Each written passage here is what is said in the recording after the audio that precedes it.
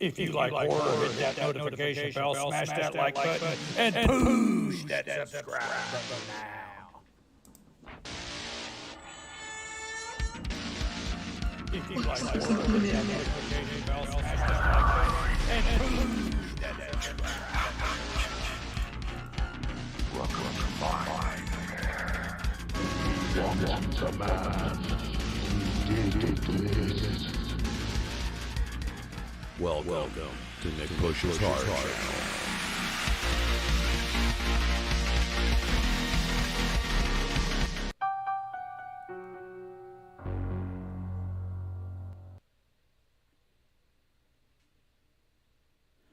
Hey, what's up, everybody? I almost said Friday. Happy Monday.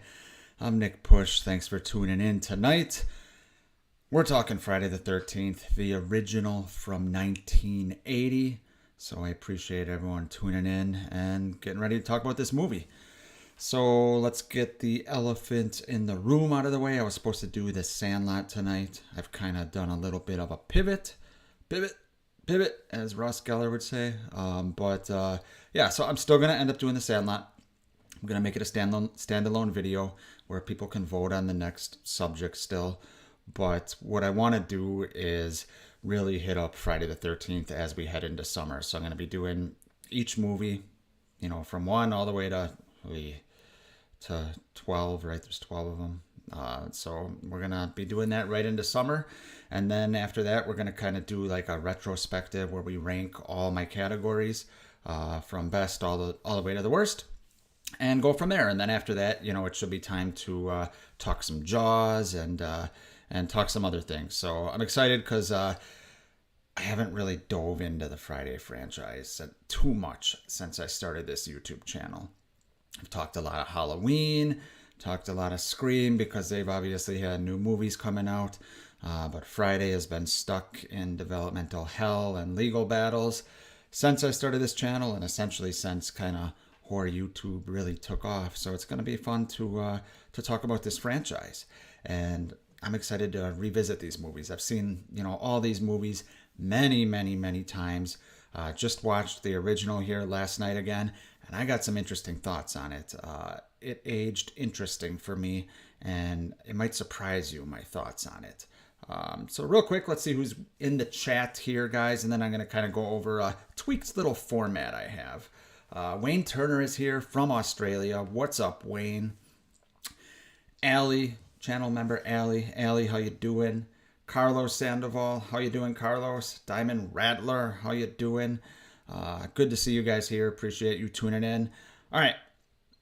And we'll get to the chat. I'll start reading some comments in a bit here. But real quick, I just kind of wanted to start out and just kind of explain how I'm going to do this. Essentially, what I did on some of my other reviews is I just kind of went through the categories after bullshitting for a little bit. The good news is the bullshitting part of this video or this stream is over. We're going to get right into the movie. And what I'm going to do before each movie, or kind of before I get into my categories, I should say, is I am going to talk about the characters. So I'm going to go over some of the characters in the movie. A lot of these movies have characters that are memorable, that are unlikable, that are likable, all kinds of different things. So it's going to be fun to chat about the characters in this movie. And then I'm going to go over the categories which you see below me. And I've added a couple here specific to the franchise. So real quick, after I go through the characters, we're going to go over the MVP of the movie.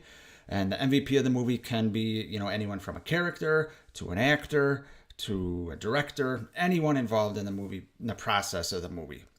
Same for the LVP. That's obviously the least valuable person. Sometimes that's easy, sometimes that's hard. And then the worst scene and best scenes. I added scariest scene for this franchise, which is going to be interesting, especially in some of these earlier movies. And then unsung hero, that is somebody that is, I don't think deserves, or I don't think gets enough credit for their role in some of these movies. And then the funniest and dumbest moments. Best Jason moment is another category I added. That is going to be interesting. Maybe not too interesting in this first movie here. And then we're going to rate the movie. So you guys are welcome to put your, answers to these categories in the chat, and I'll try to read as many of them as I can, and we'll go into it, just kind of see how it goes. So let's talk about the characters here first. So the original Friday the 13th, I obviously got a few pictures up here.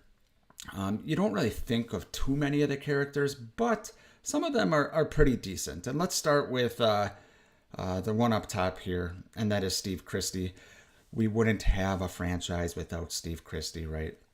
I'm going to be talking about him more in a little bit, so we'll save some of my deep thoughts on Christie in a minute. But you got to give it up for Steve Christie. He is the one that made all this possible. He's just as much responsible for the start of this franchise and what happened at this camp as Mrs. Voorhees and Jason Voorhees, because without him, no kids would have went out to the camp in 1980.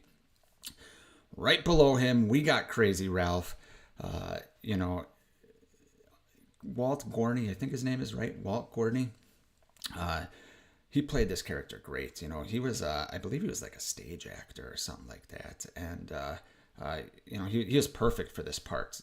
Talk about a character that is in just a few scenes in this first movie and a couple scenes in the second movie, and that's it, right? Obviously, he has a great voiceover at the beginning of A New Blood Part 7, which is just fucking awesome. I can't wait to get into that voiceover when we get to Part 7. But, Walt Gorney plays Crazy Ralph perfectly. And then let's just briefly touch on some of these other characters in the picture here. Over to, I guess it would be I think it's your left is my left still on the screen I'm looking at. We'll see. But we got Marcy on the left, bottom left. Next to her is Kevin Bacon. Yes, Kevin Bacon is in this movie. Man, I think he was just in Animal House before this, and not much else, if anything else. Next to him, we have Bill. Or not, no, that's not Bill. Sorry, that's Ned. Ned, the guy that started the Friday trope of prankster, which we'll be talking more about Ned in a moment. Over Ned's shoulder, way in the back, you can see the final girl, Alice.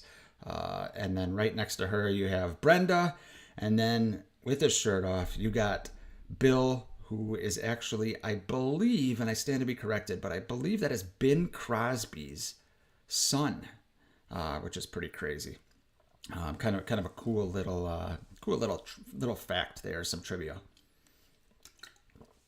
Characters in this movie might not be as memorable as some of the characters in the next few movies. However, I don't really find any of them unlikable. Maybe Ned pulls one too many pranks, and we'll get into someone in a minute who I think is the LVP of this movie. But for the most part, this is a decent cast of characters. Some of them know each other, some of them don't, but they get along fine, and they're believable as young kids in this movie. So, like I said, before I get into the MVP and all that stuff, I watched this movie last night for the first time in maybe a year and a half, maybe. And, obviously, this movie doesn't have Jason in it, or at least the Jason that we know in it. But I gotta say, this movie aged, for me, and this is just for me, this movie aged unbelievably fantastic. And I know I'm probably in the minority here, but I absolutely loved what I was seeing last night. Obviously, I've seen it before, many times, probably 20, 30 times, right? I've seen it so many times before, and I was appreciating a lot more this time.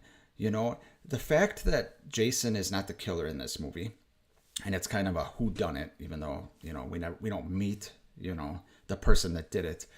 But I thought this movie aged shockingly well.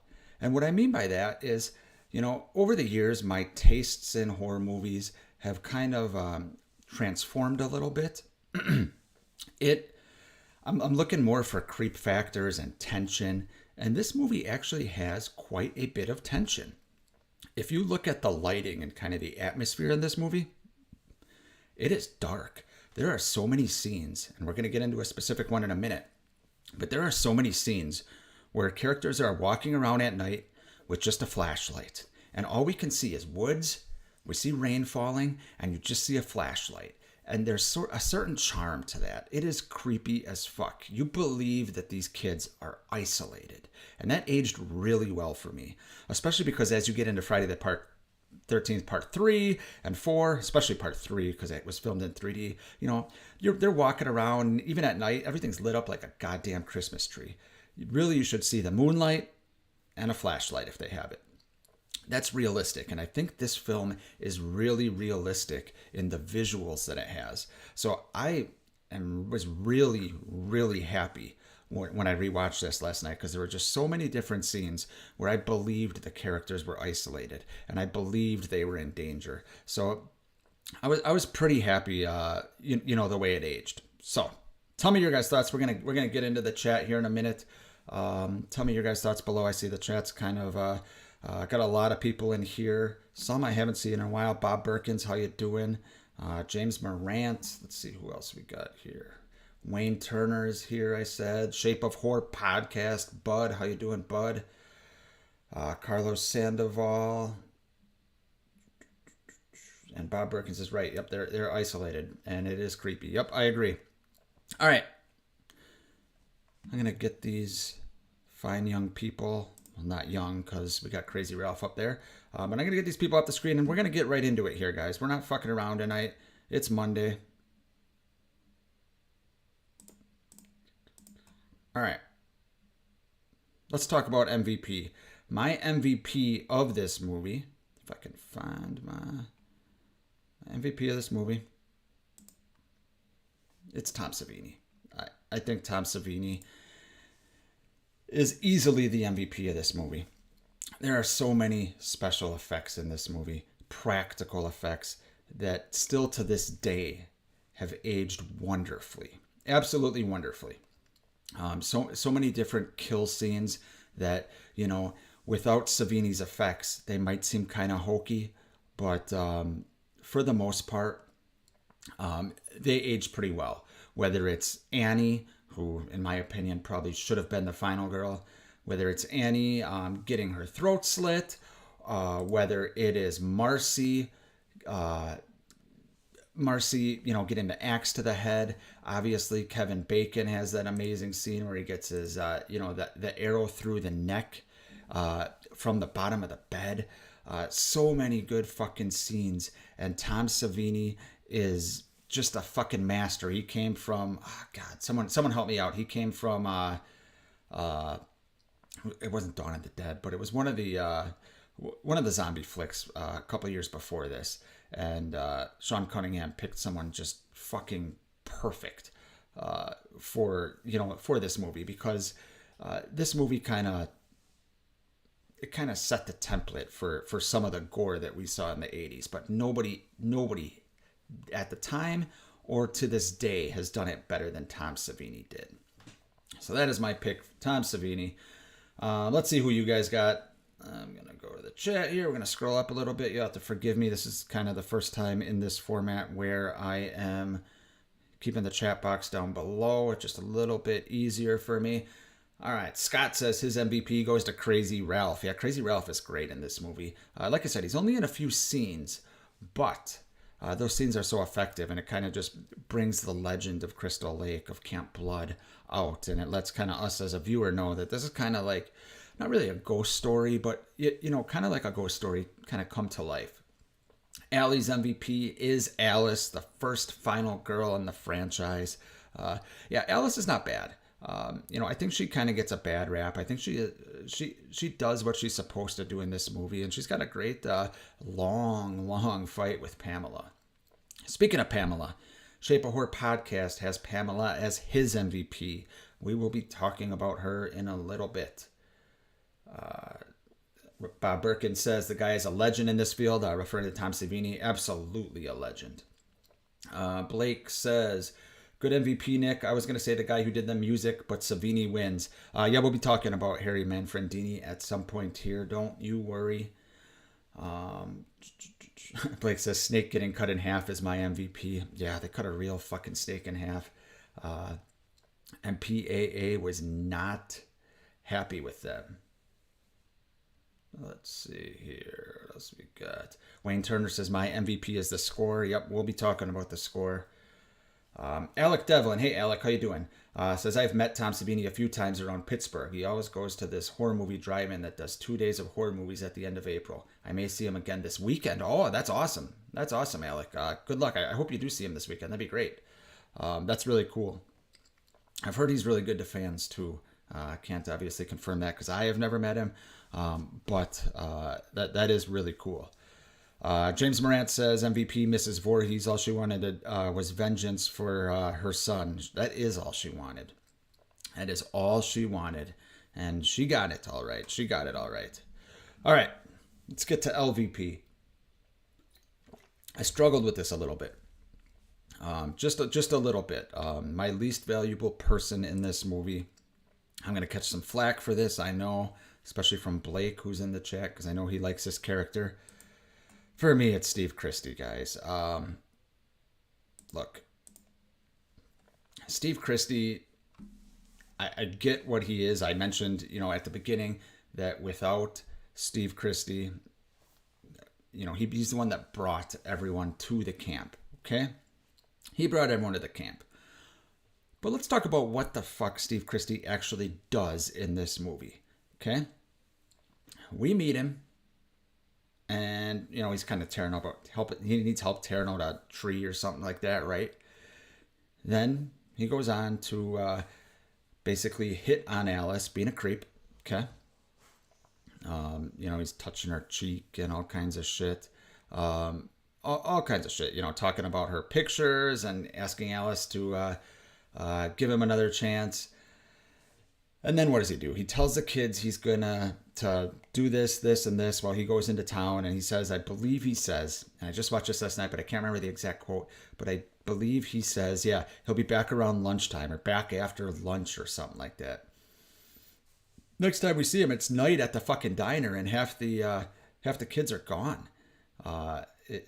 It's just crazy. And then his car breaks down. He's useless. He can't even figure out his own car. Gets picked up by the cop. Gets driven halfway or 2/3 of the way to Crystal Lake when most of the counselors are already dead at this point. And then sees Mrs. Voorhees. Oh, you! What are you doing out in this mess? And boom, stabbed. That is his contribution to this film. If he would have got back early from lunch or had a typical lunch break and not expected all the kids to do all this work, half of them could still be alive. Right? He might, with as useless as he is, it probably wouldn't have helped at all. But still, he did not help matters.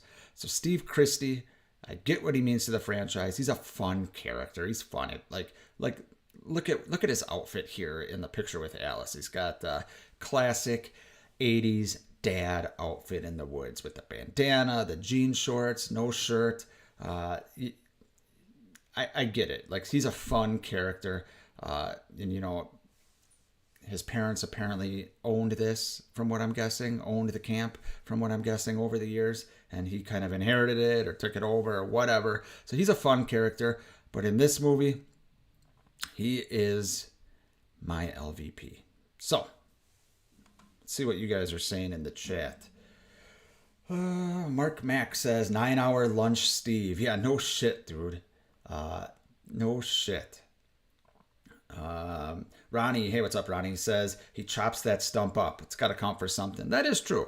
That's a big ass tree. That is a big ass tree. Did he do it or did Alice do it? Because, Alice is the one we see putting up gutters and doing all kinds of shit while Steve's just staring at her artwork and possibly her ass. So who knows? But we'll give Christie some credit for that tree. Sorry, I'm trying to see if this chat box is working the way I want it to. Let's see. Blake says, Steve Christie should have lived. Came back the next day, all his work ruined. Yeah. Shape of Horror Podcast says, looks like Nick Push at the beach. Yeah, right. I don't have jean shorts. My dad wears jean shorts, though, so... Wayne Turner says, sadly, I got to go meeting my parents. Thanks for having me briefly, Nick. Enjoy you all. Bye. Hey, see you later, Wayne. Enjoy Australia, my man. Thanks for stopping by, buddy. Allie's LVP, Steve Christie, such a creep. Yeah. He just didn't do anything, you know. Blake says he's only a creep if you don't like him. Yeah. I'm sure he was fine at first. Carlos Sandoval says Mrs. Loomis in Scream 2 is a more Mrs. Voorhees wannabe. Yeah, she was definitely kind of patterned after that, getting revenge for her son. So yeah, definitely patterned after that. I will agree with that. All right, let's talk best scene of this movie. Let's get rid of Mr. Christie here, and let's pull up the best scene of this movie. For me, the best scene of this movie, and this is another one that was kind of easy in some respects, but not really, because there's a lot of great scenes, a lot of classic scenes in this. But for me, when I think of this movie, my best scene is going to be Pamela's turn. So,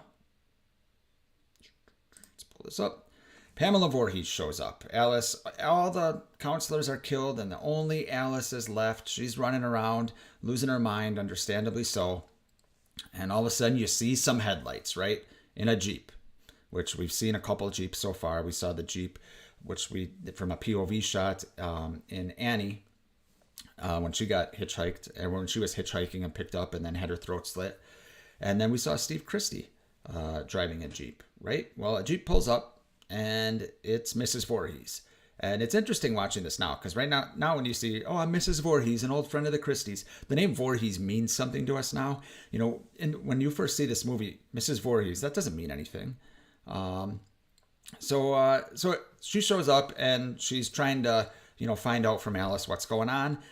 And slowly and surely, she just turns. And, she starts mentioning how a young boy drowned here. I can't remember, what was that?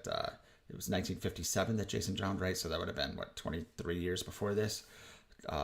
22 if you go by the headstone in Friday the 13th, Part 4. But she slowly turns, and as she starts turning, you can just see Betsy Palmer's acting chops here. I'm not going to go into the whole story of, Betsy Palmer and things like that. She took this role, though, because her car broke down. And she didn't think anyone would watch this movie. And it's funny because it ended up being, the role she was most known for. And she ended up embracing that after a while. But her turn here is absolutely excellent. At the time, you never saw, I don't want to say never, but you didn't really see any female killers. And the slasher genre was relatively new. You see headlights pull up, and you see an older woman come out, and you're immediately comforted. And I'm sure Alice was a little bit comforted. And then as the conversation goes, you just slowly start to see the crazy come out of Mrs. Voorhees. They weren't paying any attention to him. They were making love. He wasn't a very good swimmer. It's all these classic lines that, they're just classics now, especially to horror fans. But her turn is fantastic in this movie. Because she kind of lulls you to sleep at first a little bit. The sweater she's wearing here obviously has become famous in horror lore, especially after Friday 2, which we'll talk about next week. But Mrs. Voorhees she's fantastic as a killer.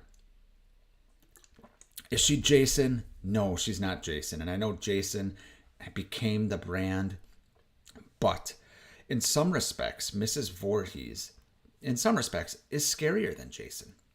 There's this scene with Brenda earlier on, maybe like 20 minutes before Mrs. Voorhees shows up, maybe not even 15.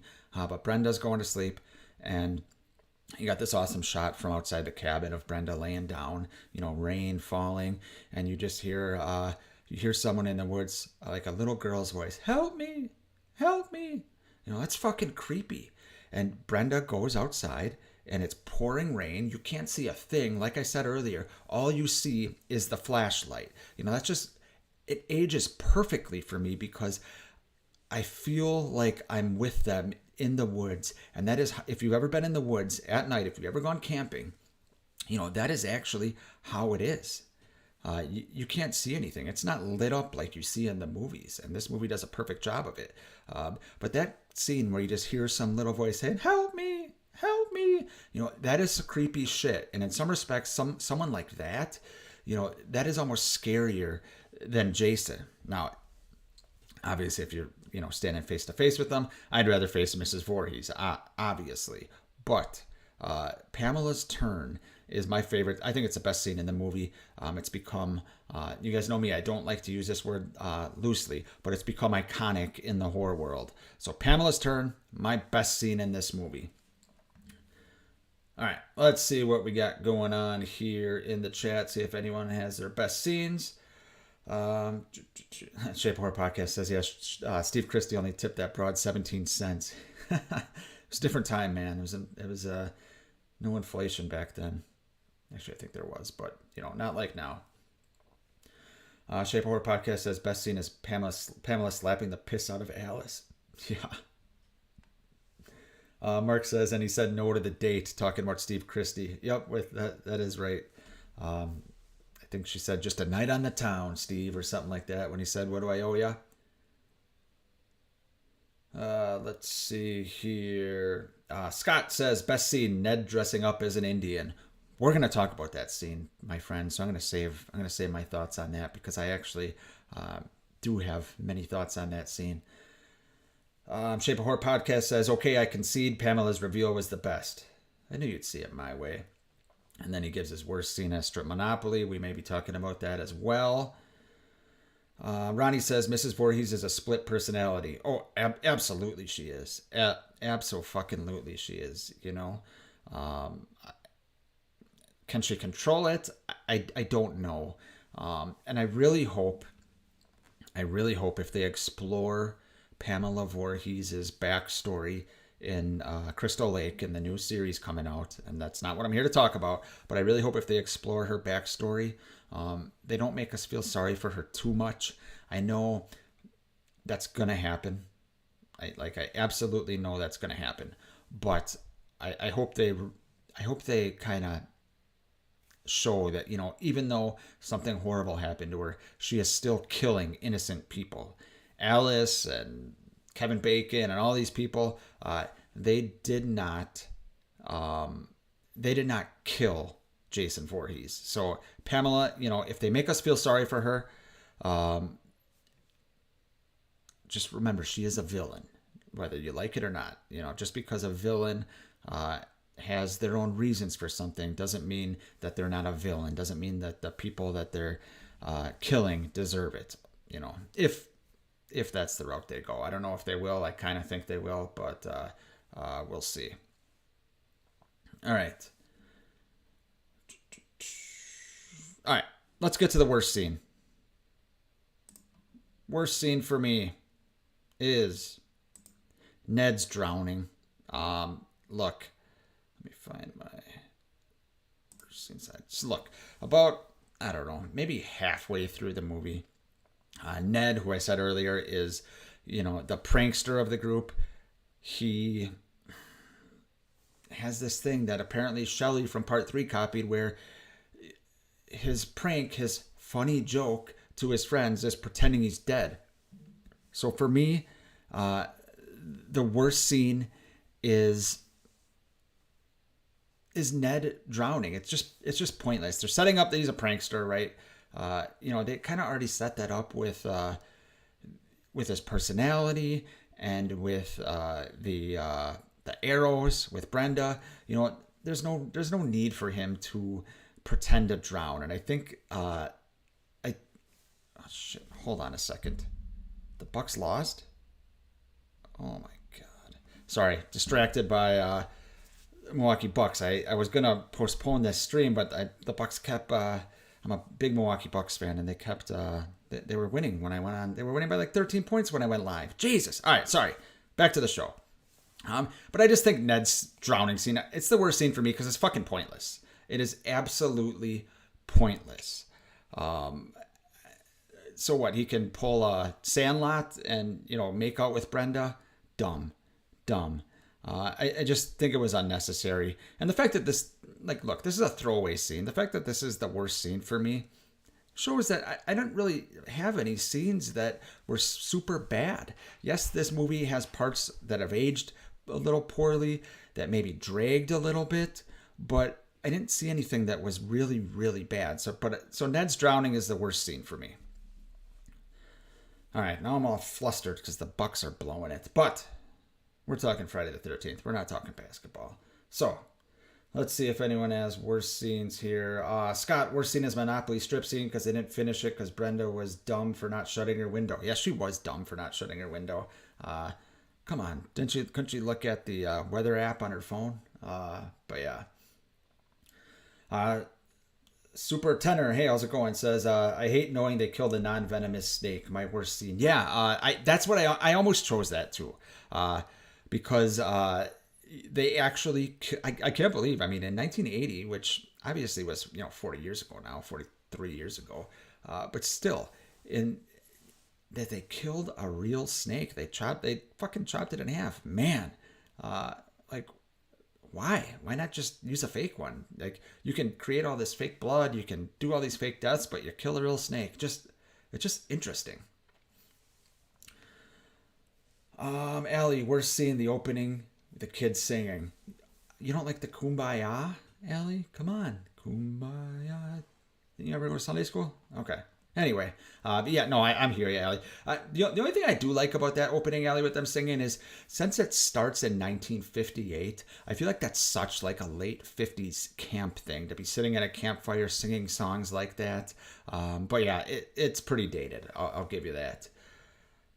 Shape of Horror podcast, as James Morant makes fun of me for the Bucks choking. Shape of Horror podcast says, worst scene was definitely Strip Monopoly. We're going to be talking about that. And then James Morant says, worst scene, Brenda going out in the rain. Really? Oh, I actually like that scene. But I get it. It was kind of a little slow, but I like that you could just see the flashlight, like I said, and not much else. I think I'm probably going to be in the minority in here that this movie is really aged pretty well for me.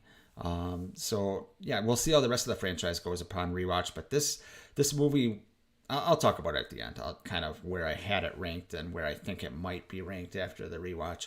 But all right, let's get to the scariest scene, and now I'm gonna play a clip here. And the scariest scene for me, if I can find it, it's gonna be Marcy's death. Look, I could have went I'm going to play the clip in a minute here, but I could have went the obvious route of, Jason popping out of the water at the end. That's the best jump scare in the movie by far. One of the best jump scares of all time. But it's Marcy's death. But before we watch Marcy's death scene, I got to give an honorable mention here. And that is Ned's scene. I'm not talking about Ned being up on the bed dead. I'm talking about him going into the cabin. So, right before Jack and Marcy are having sex, you see Ned just kind of wandering around a little bit by the lake. And what I like here is it's dusk. It is not daytime. Night hasn't completely fallen yet, but it's dusk. It's about to be dark in a matter of minutes. And that's like, your eyes are starting to have to adjust, right? And you see the storm clouds coming in. A storm is coming. And Ned is there kind of isolated. And he looks and he sees, this figure go into this cabin he's never been into. And he's like, hello? Hello? And we can just barely see a figure. We know it's a person, but we don't see really anything else. And this figure just goes into this cabin. And you see Ned kind of walk up the stairs, hello, who are you? Or something like that. Really creepy stuff. It's subtle scares like that. The subtle atmosphere and kind of vibe of that scene really, really worked for me. It worked for me the first time I saw this, but it really worked again for me when I was watching this last night. So that's my honorable mention, though. I just kind of wanted to touch on that because I think it's a scene that's never really talked about. And we don't actually see Ned's death, but just him kind of just seeing a figure going to this cabin. And I love that it's at dusk. I love that you see storm clouds, rolling in. Just a great scene. But we're going to watch Marcy's death scene here. And before I pull it up, I'm going to have to pause a few times. Otherwise, YouTube will boot me offline. But I just want to kind of hit a couple points here. So, without further ado, let's watch this.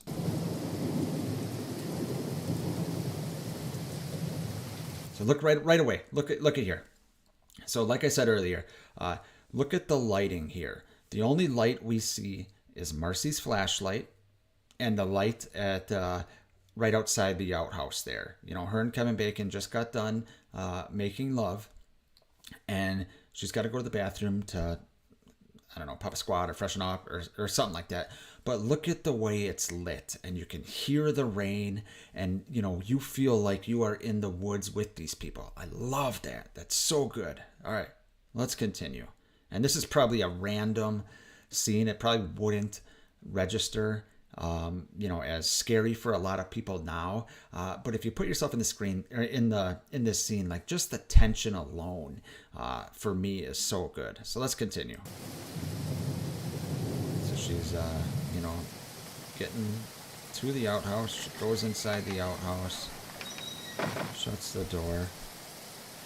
Obviously turns the lights on, and look, we're just on the outside here. You know, the camera hasn't moved. I like that. I like that.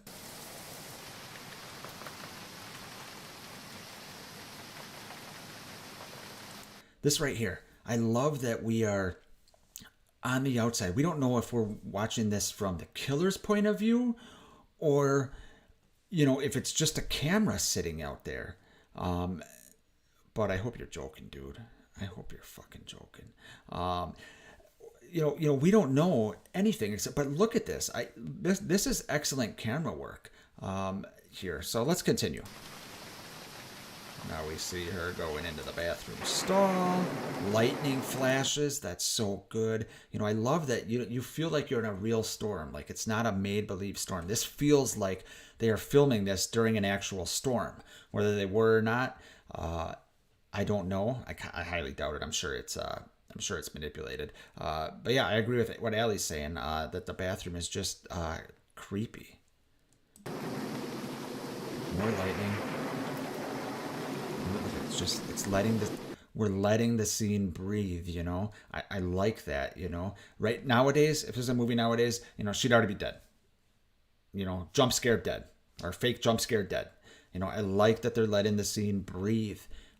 This really good stuff. Listen to the score. You got a figure going in there. Just pouring rain. You can see it's pouring rain. And, you know, the score kicking in, and we're going to talk about the score in a minute here, but the score kicking in is just brilliant. And just, you know, seeing this from the killer's, you know, kind of ankles and feet there is just excellent. Let's continue. Slowly going stall to stall. The score just taking its time.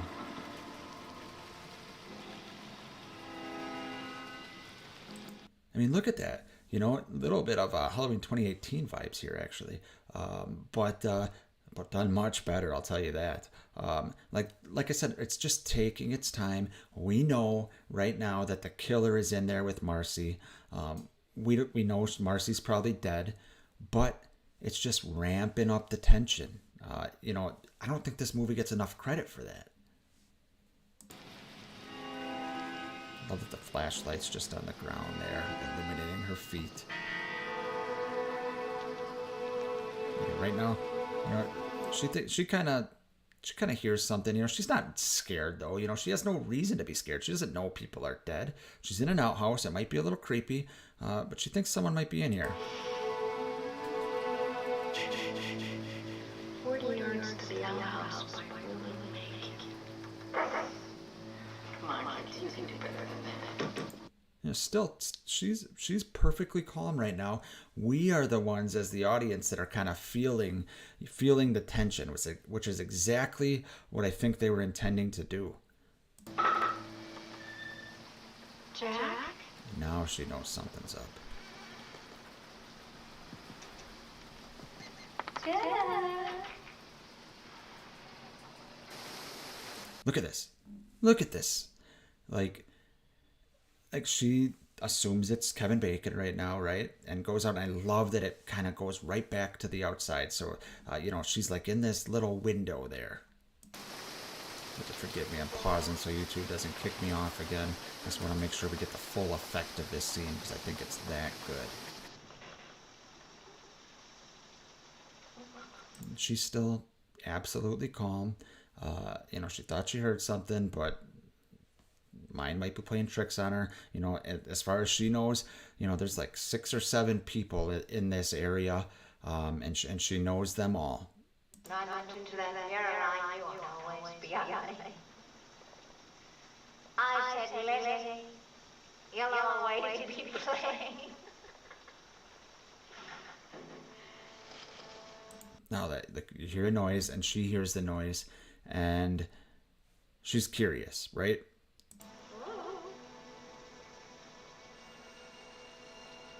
But she doesn't think much of it, Why would you? Why would you?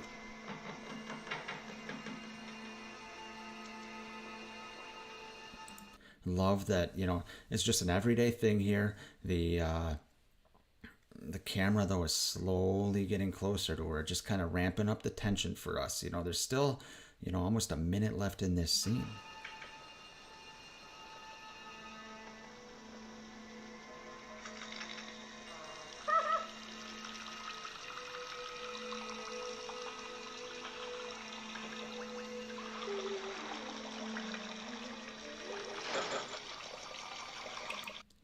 Like, even now, this scene has been going on. I've been playing it for 2 minutes and 40 seconds. And I'm sorry for, we're slowly watching this scene. But I think it just proves how effective it is that, the tension is just completely kind of driving our creepy factor.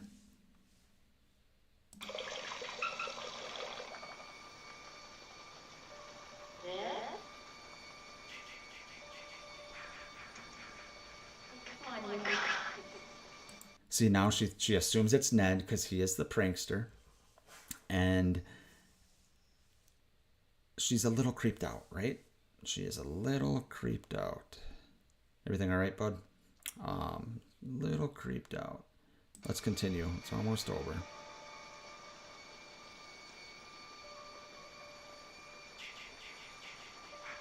And I love the score here.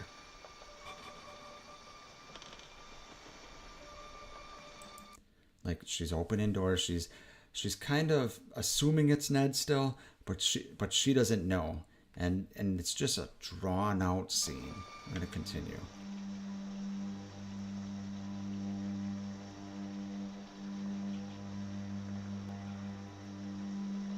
Look at this. Look at the location here. You got a couple different, like, I'm sure there's showers because it's an outhouse, but a couple different clothes drapes in the shower. And, she just is assuming someone's there, but we know someone's there and it's not who she thinks. So let's continue. Nope, nobody.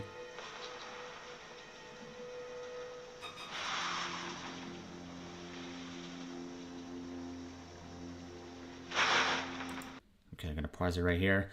Obviously nobody there.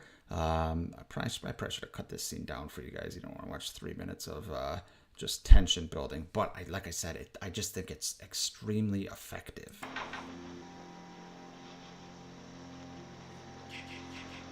Look at right there. See an axe, but the shadow of an axe going through it. It's just crazy. It's so effective. Right now we're gonna see her turn around. And now she sees X. Boom. I love the fact that they have just the light going there. That is extremely effective. Look at there's Tom Savini's work right there. 1 second.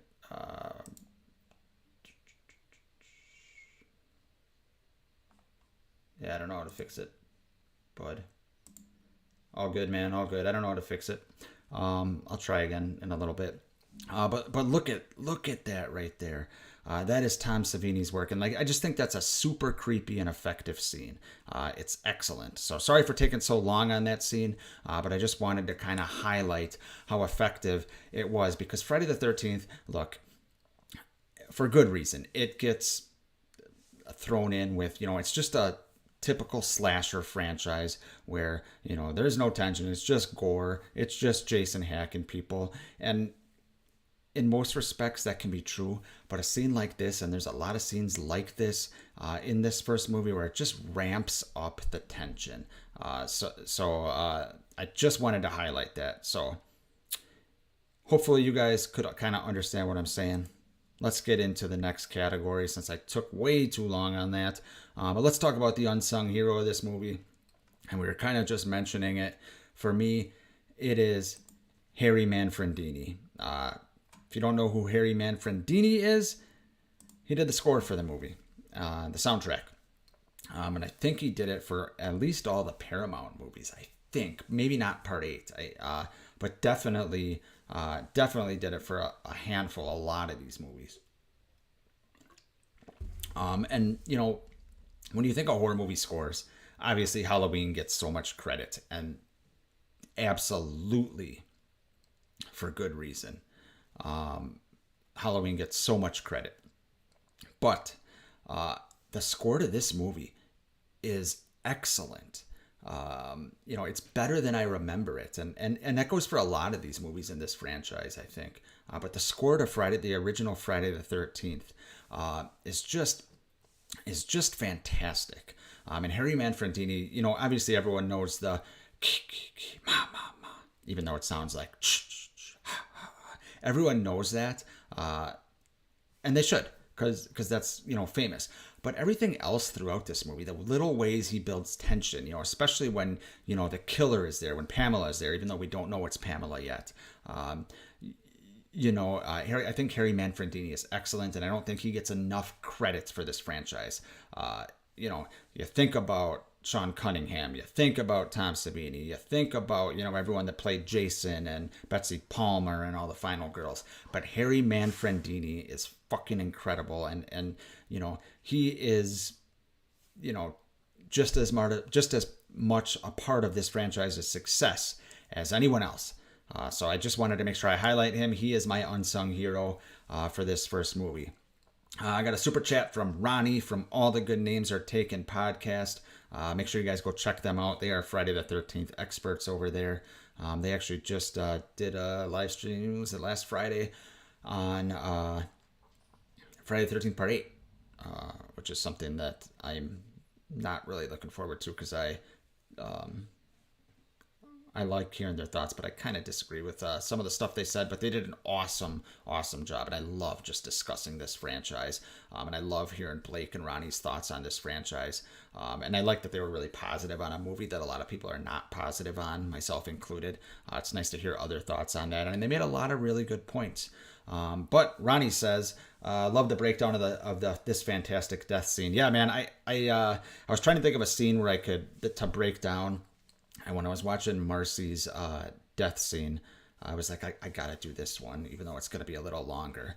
Appreciate the super chat, buddy. Thank you so much. And like I said, you guys go check out their channel. They got a lot of good Friday the 13th stuff. A lot of outside the box stuff too. Like I think they did like best looking guy in the franchise or something like that. Or they did some like type of Friday the 13th drafts with pick your top 4 people you could have in a fight or something. That's like a year ago or something like that. So make sure you guys go check them out. And thanks for the super chat, Ronnie. Shape of Horror podcast says, I agree. Unsung hero is a composer. Yep. Yeah, absolutely. He Mannfredini's awesome. While we're talking about other channels, make sure you guys go check out the Shape of Horror podcast, Bud's channel.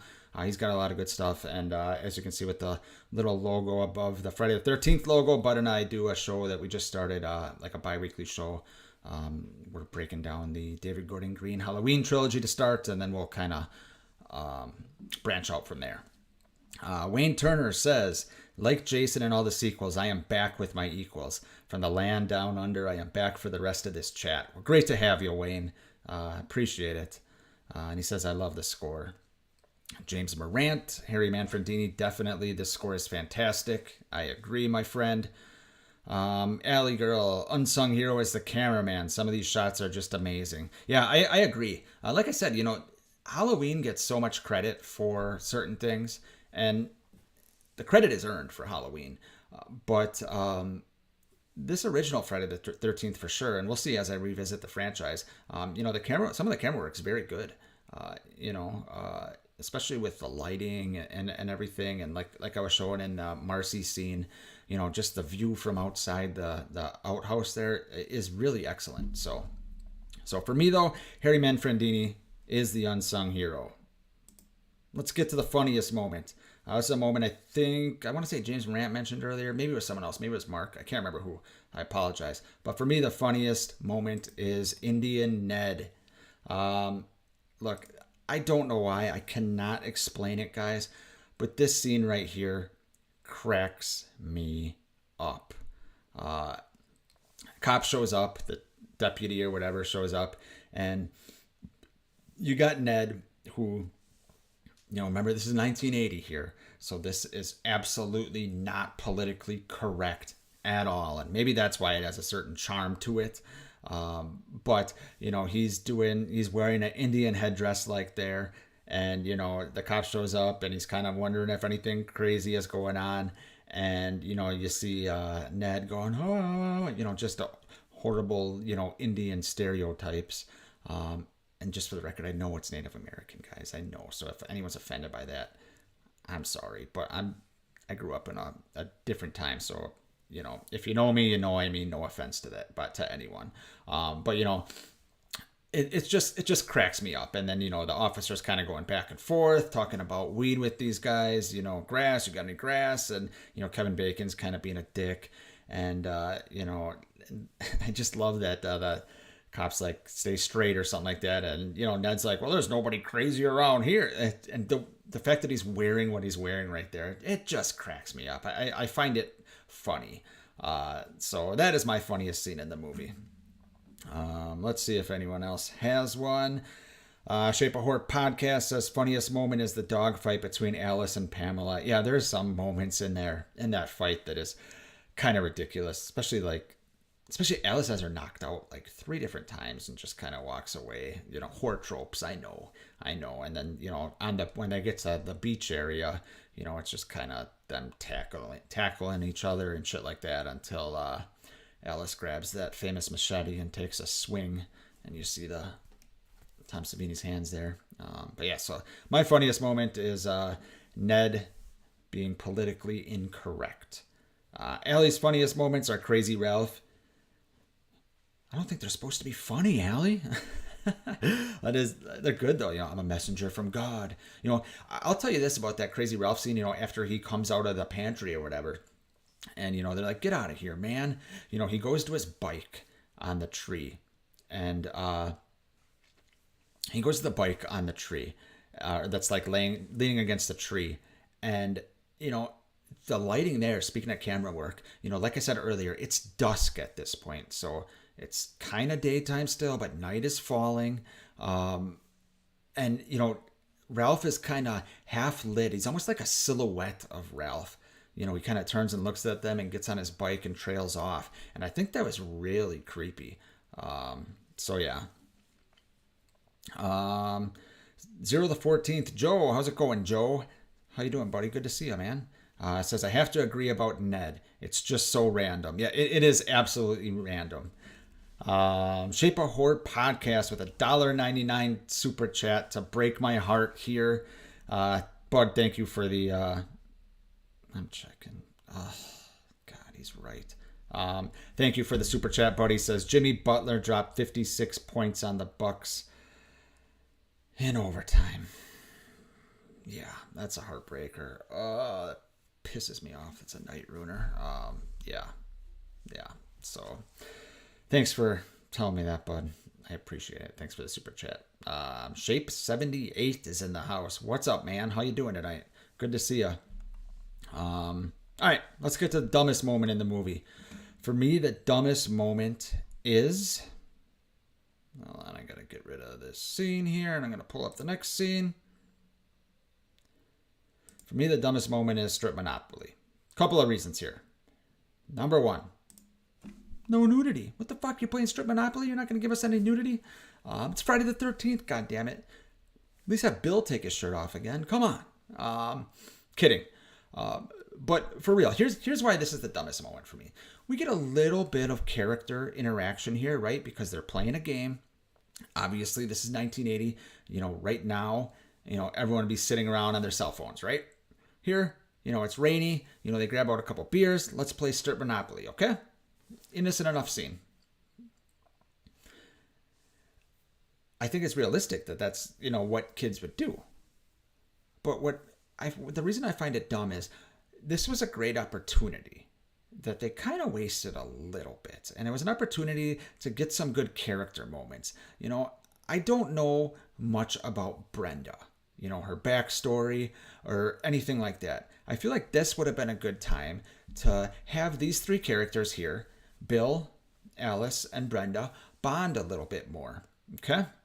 I feel like they could have used the Strip Monopoly to find out some character trait that's either going to save them or destroy them, because, that's what these movies are about, Have Bill have some character flaw that you realize in Strip Monopoly, and that's the reason why he gets killed. Maybe he's too curious about something or whatever. And I realize saying that this is a fucking slasher movie, Nick. I know. Just shut the fuck up. It's a fucking slasher movie. But I thought it was a great opportunity to learn something about these characters. And they started it, and then as someone said earlier, Brenda left her window open and had to go. But then we get the Brenda scene, which, like I said, is really creepy. Especially, with Mrs. Voorhees yelling, "Help me, help me." So yeah, Strip Monopoly, dumbest moment for me, because I think it was a wasted, I think it was a wasted opportunity, if that makes any sense. All right, let's see what we got going on here. Scott says, dumbest moment. Steve tells the counselors when they see Annie, tell her to get busy in the kitchen. What the hell was she supposed to do in that small kitchen? Alphabetize the seasoning? That's a good point.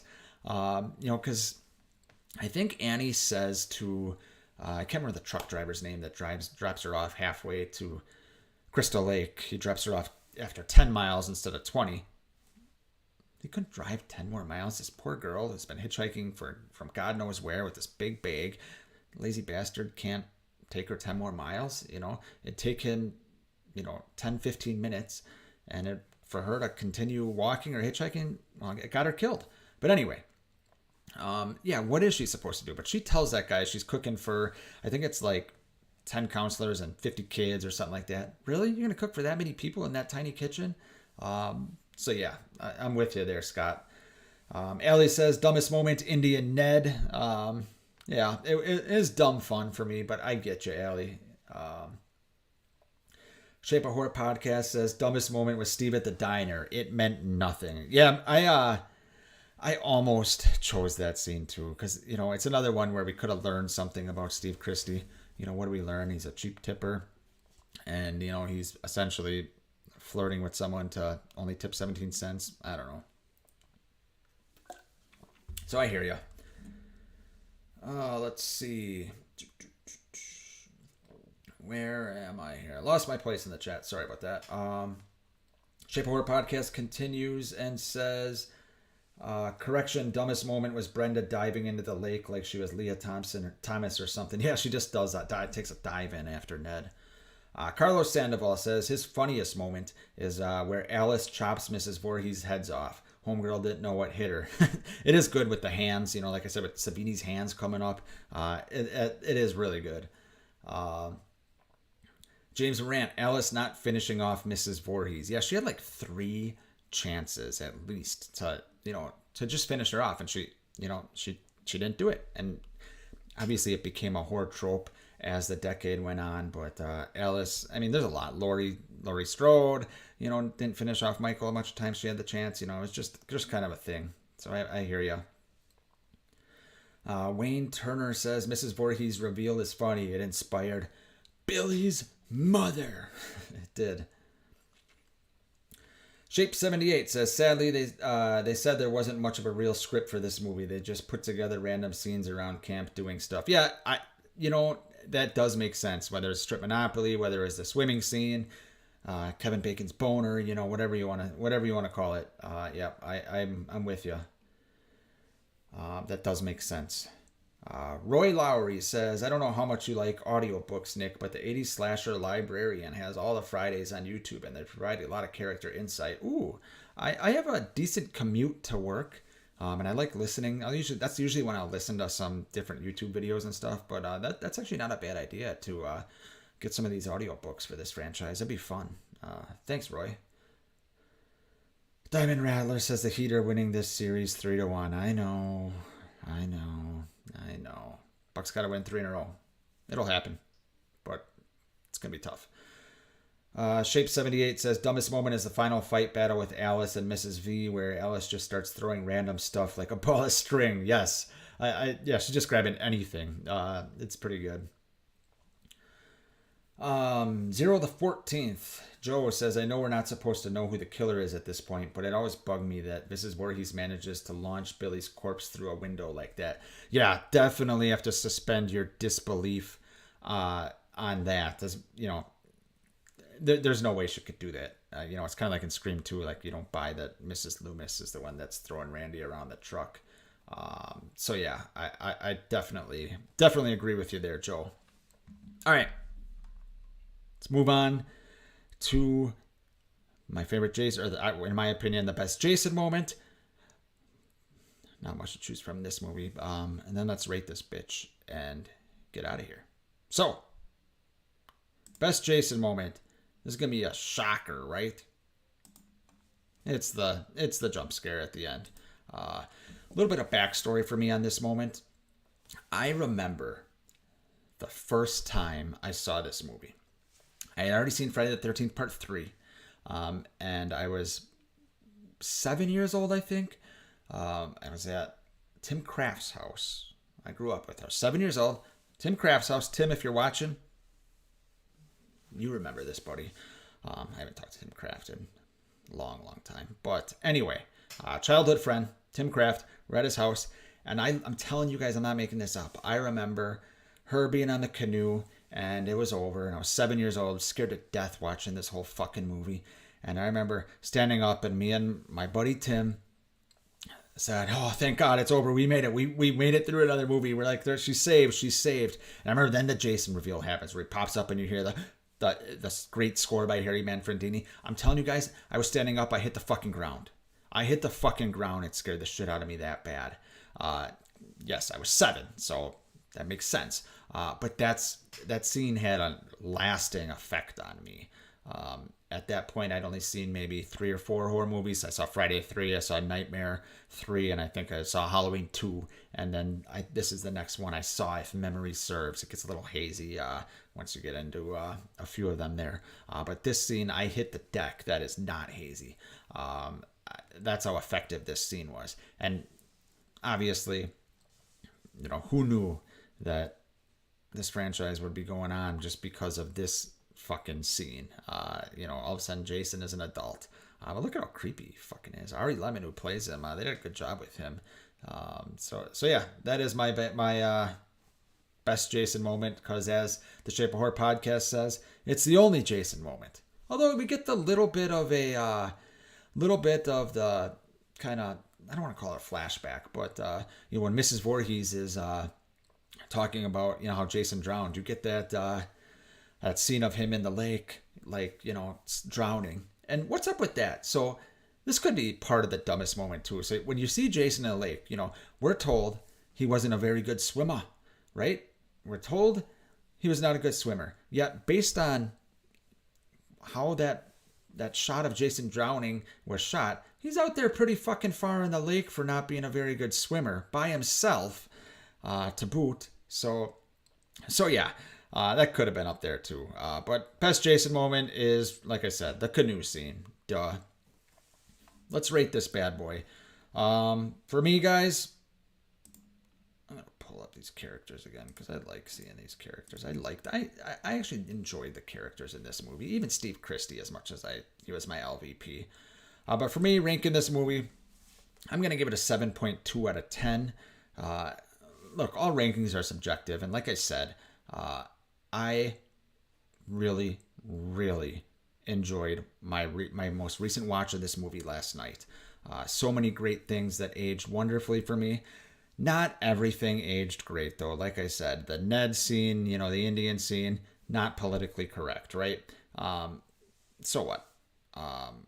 I don't think it was meant to offend anyone. And if it did, that's just the way the cookie crumbles sometimes, right? But there's certain things that haven't aged well. You know, Steve Christie's jean shorts didn't age well either, right? But for me, you know, this is such an interesting movie, such an interesting franchise because, you know, it's probably the only franchise, maybe not the only one, but the only one that I can think of where the original isn't just hailed as automatically the greatest. In fact, if you asked 100 people, I wonder how many people would say the original is their favorite. I can almost guarantee you can count it on one hand, if anyone says it at all. So I think the fact that Jason isn't the killer in this makes people automatically dismiss it. And if you haven't seen this movie in a while, I would encourage you to give it a watch with a second pair of eyes, you know, a fresh set of eyes. That's what I was trying to say. I'm all flustered because my fucking book's lost. But give it a fresh watch here. Let me know if you agree with me that it, you know, certain things, you know, have aged better than maybe some of these other movies we'll see upon my rewatch. Like I said, I just enjoy kind of the I don't want to say slow burn of this movie, but just kind of the slow building of tension and, you know, the atmosphere of being stranded in the camp. Other than this movie, maybe there's one or two others where I feel like they're actually isolated in the woods and they're not just on some set or on some, you know, a man-made pond or anything like that. So yeah, for me though, it's a 7.2 out of 10. I'll be interested to see how I rate some of these other movies. When I started this, you know, before I rewatched last night, I had this movie ranked as my fourth favorite in the franchise. Okay. The first four movies are, in my opinion, are the best. I'm not going to completely get into my total rankings, but top of my head, my quick top four would be parts 4, then part 2, then part 3, and then the original here. We'll get into my thoughts on 6 at some point, but and I like 6. I just prefer the darker tone of the first 4 movies. But we'll see. Like I said, I'm going to be rewatching all these once a week for the next few weeks here, a few months, I guess, because there's 12 of them. But for me, I'll be curious to see how these other movies age, because maybe my expectations were a little bit lower with this one. I don't know, but I really, really enjoyed this rewatch. So let's see what you guys rank it. Shape of Horror podcast, or actually, sorry, I got to go up a little higher. Scott, sorry, Scott. I keep missing you, Scott. I apologize, buddy. Says my rating is 8. My rating for Friday Part 2 is much higher. Yeah, like I love Part 2. I'm excited to rewatch that. Let's see here. Shape of Horror podcast. I rate it 4 stars. 4 out of 4 or 4 out of 10. Diamond Rattler 7 out of 10. James Morant 9.5. Yeah, good. I know James likes this movie. Wayne Turner 8 out of 10. I have it on DVD twice in the box set and on its own. Oh, that's cool. Nice. James Morant, the original is my favorite. I like that, James. That's awesome. Okay, so James would be one of those people, if you asked 100, he would be, you know, if it was playing Family Feud, James would be one of the few that would have the original as his favorite. I like that it's your favorite. Chris Fantasy's here. What up, Chris? How's it going, buddy? I almost said the Shape of Horror podcast, but I meant the Shape 78 gives it a 7 out of 10. Shape of Horror podcast 4 out of 5, which if you prorate that would be an 8 out of 10 for those of you that can do math. Sometimes I can, sometimes I can't. Wayne Turner says final chapter and Jason Lives is cool too. Jason X is a guilty pleasure. Yeah, I know a lot of people that like Jason X a lot. I know a lot of people that hate it, but I know a lot of people that, you know, enjoy it for what it is. I am cautiously optimistic to revisit that one. But yeah, that's it for me, guys. Next week, Monday, unless, you know, I'll have to look. If it's Game 7 of the Milwaukee Bucks series, let's hope they get to a Game 7. But it's Game 7. I might make it another day. But the plan so far is once a week. Just gonna go through this Friday series. That's it for me. Friday the 13th, part 2 next week. Next week, Take It to the Grave with my my guy Bud from the Shape of Horror podcast. And that's it. Thanks for watching, guys. I will see you next time.